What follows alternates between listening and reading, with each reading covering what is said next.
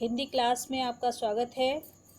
आज हम हिंदी गद्य खंड के तीसरा पाठ हजारी प्रसाद द्विवेदी द्वारा लिखित निबंध गुरु नानक देव का सारांश जानेंगे। इस पाठ में क्या है ये जानेंगे सारांश रूप में। तो चलिए स्टार्ट करते हैं। पाठ का सारांश यानी इस पाठ के अंदर क्या है ये हम सारांश के द्वारा समझते हैं। हिंदी साहित्य में सर्वश्रेष्ठ निबंधकार आचार्य हजारी प्रसाद द्विवेदी द्वारा रचित गुरु नानक देव नामक संस्मरणात्मक निबंध है। इस निबंध में सिख धर्म के प्रवर्तक और महान संत गुरु नानक देव के जीवन, आचरण, सामाजिक व धार्मिक कार्यों एवं आदर्श रूपी व्यक्तित्व का चित्रण किया गया है।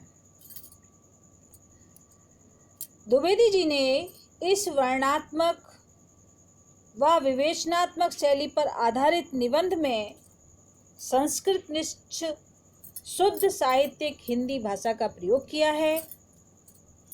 द्विवेदी जी ने सभी को संत गुरु नानक देव के आदर्श रूपी आचरण तथा मानवतावादी मूल्यों का अनुकरण करने के लिए प्रेरित किया है। कार्तिक पूर्णिमा का महत्व। गुरु नानक देव में क्या है कि कार्तिक पूर्णिमा का महत्व बताया गया है। क्या है कार्तिक पूर्णिमा का महत्व? कार्तिक पूर्णिमा भारतवर्ष की एक पावन तिथि है।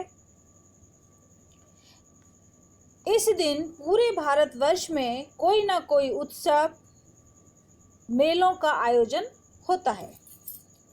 16 कलाओं से पूर्ण चंद्रमा की इसी पावन तिथि को गुरु नानक देव का जन्मोत्सव माना जाता है।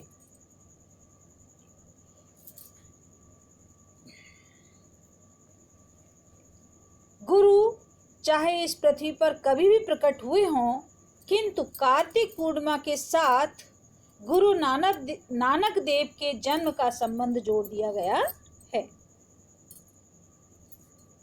गुरु नानक देव के जन्म के समय परिस्थितियां यानी जब गुरु नानक देव का जन्म हुआ था तो समाज में क्या परिस्थितियां थी उसका वर्णन आगे होगा। गुरु नानक देव का जन्म आज से लगभग 500 वर्ष पहले हुआ था।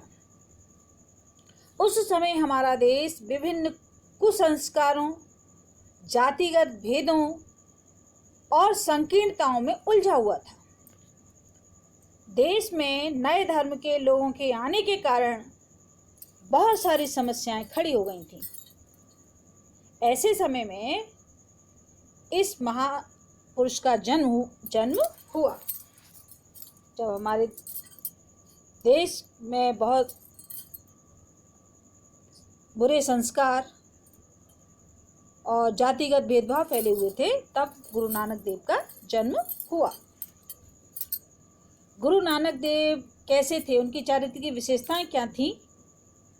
गुरु नानक देव शरद काल के पूर्ण चंद्रमा की भांति बहुत ही शांत, निर्मल और ज्ञान के भंडार थे।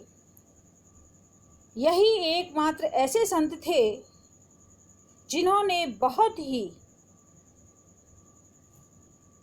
स्निग्ध और शांत ढंग से लोगों के विचारों में आश्चर्यजनक परिवर्तन ला दिया था। वे लोगों को उपदेश नहीं देते थे, बल्कि अपनी क्रियात्मक ढंग से यानी उसको करके दिखाते थे। केवल उपदेश कहते नहीं थे, बल्कि क्या करते थे, उसको अपने चरित्र में ढालकर लोगों को सिखाने का प्रयत्न करते थे। गुरु नानक देव बिना किसी का दिल दुखाए, बिना किसी को चोट पहुंचाए, बिना दूसरों पर कटाक्ष किए हुए दूसरों के बुरे संस्कारों को नष्ट कर देते थे। और क्या किया गुरु नानक देव जी ने? बाहरी आडंबरों का विरोध किया, यानी बाहरी जो दिखावा था उनका भी गुरु नानक देव जी ने विरोध किया।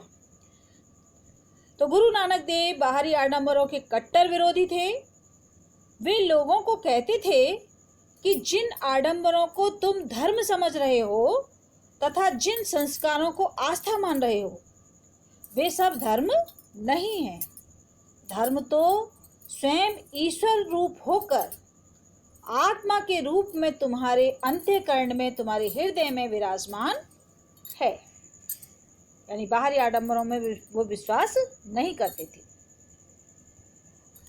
गुरु नानक देव द्वारा प्रेम और मित्रता का संदेश, यानी जो गुरु नानक देव थे उन्होंने लोगों को क्या किया बच्चों, प्रेम और मित्रता का संदेश दिया। किस प्रकार दिया? गुरु नानक देव ने लोगों को प्रेम का संदेश दिया। वह लोगों के कुसंस्कारों को अपनी प्रेमपूर्ण अमृत वाणी से भेदने में समर्थ थे। वे कहते थे कि तुम झूठे मोह में पड़कर जिस अहंकार में लिप्त हो उससे तुम्हें मुक्ति मिलने वाली नहीं है। गुरु नानक देव की वाणी में जरा भी बनावटीपन नहीं था। वे अहंकार से कोसों दूर थे। उन्होंने प्रेम व मित्रता युक्त मीठी, अहंकार रहित, सीधी, सहज वाणी में पथ से भटकती हुई जनता को उनका लक्ष्य बताया। और क्या था बच्चों? गुरु नानक देव थे वे निर्गुण ब्रह्मा के उपासक थे, यानी वो निर्गुण ब्रह्मा को मानते थे। तो गुरु नानक देव ने ईश्वर के किसी भी साकार रूप की उपासना नहीं की, ना ही वे स्वयं को भगवान का अवतार मानते थे। वे तो अगम अगोचर देव की प्रार्थना करते थे कि आप ही हमारी चिंता करो, क्योंकि जल, थल, पृथ्वी और सर्वत्र तुम्हारी ही लीला व्याप्त है। तुम्हारी ज्योति से ही कण कण प्रकाशित हो रहा है। उस दिव्य ज्योति के समक्ष झूठ, अहंकार, हीनता आदि सब प्रभावहीन हो गए थे। गुरु नानक देव का जन्म ईश्वर का अनुग्रह, यानी ईश्वर की कृपा थी। क्या था? ईश्वर जब लोगों पर अपनी कृपा दृष्टि दिखाते हैं, ईश्वर जब लोगों पर अपनी कृपा दृष्टि दिखाते हैं तो अपनी दिव्य ज्योति को ऐसे ही संत महात्माओं के रूप में इस संसार में उतार देते हैं। ऐसे ही दिव्य व अलौकिक शक्ति के रूप में नानक देव हमारे देश में अवतरित हुए।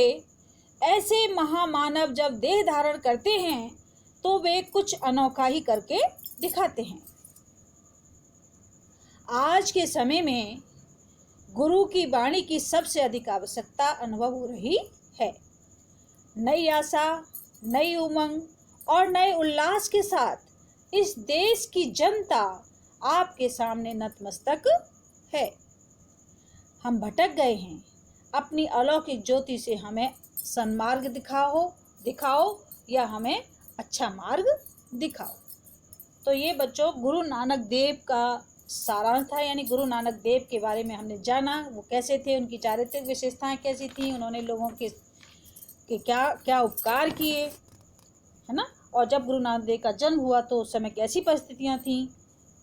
वो बाहरी आडंबरों का विरोध करते थे, लोगों को मित्रता और प्रेम का संदेश देते थे। ये सब इनकी चरित्र की विशेषताएं थीं। यानी गुरु नानक देव के बारे में हमने ये जाना।